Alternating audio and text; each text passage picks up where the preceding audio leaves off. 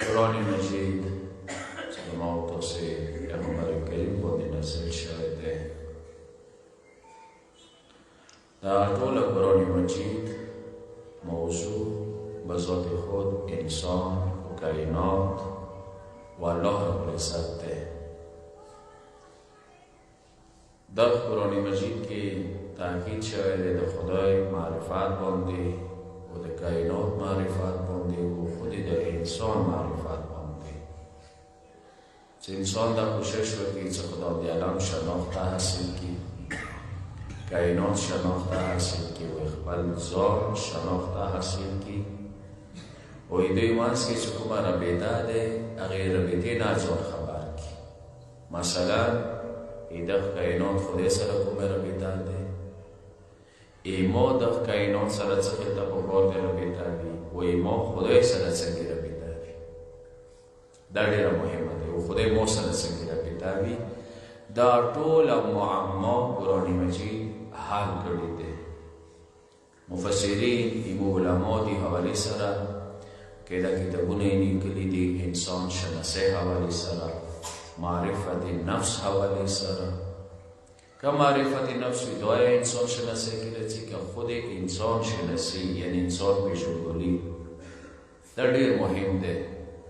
نه صرف دا چې موږ داسې دین مبین اسلام کې انسان باندې زور ورکړی شوی دی، بلکې اسلام نه علاوه هم مختلفو ادیانو کې انسان مورد تاکید ګرځېدلی دی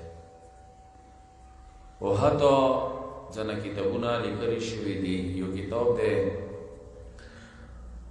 یو غیر مسلمان لیکلی دی چې هغه یې انسان ناشناخته، چې انسان اوسه پورې چا نه وپېژندلی. ډېر شیو په باره کې انسان معلومات حاصل کړلو، کائنات یې تسخیر کړلو، کائنات یې مسخر کو. ډېر شیونه د فطرت انسان خپل قابو کې راوستل، خو اوسه پورې انسان خپل ځان باندې قابو حاصلوله و څنګه د انسان پیژندګلوي د هغه شی نه وشوه. یعنې په ذات خود دین یو کتاب لیکلی شوی چې انسان اوسه پورې د هغه پیژندګلوي نه وشوه. مهاتما ګاندي هغه نامه تاسې اورېدلي دی چې هغه هندوستان آزاد کړلو انګریزانو نه. هغوی چې کوم مذهب دی جین مذهب دی ډېر سخت شرایط کې هغه کې مو الحمدلله اسلام کې دوره نشته چونکه اسلام فطرت سره مطابق دی.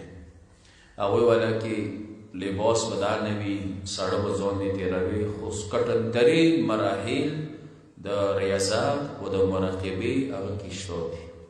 مهاتما ګاندي مذهب سره تعلق لرلو، جین مذهب سره هندوانو کې دی. هغوی یو کتاب دی، هغه کتاب مطابق انسان شناسی باندې هغوی اصول کړی دی.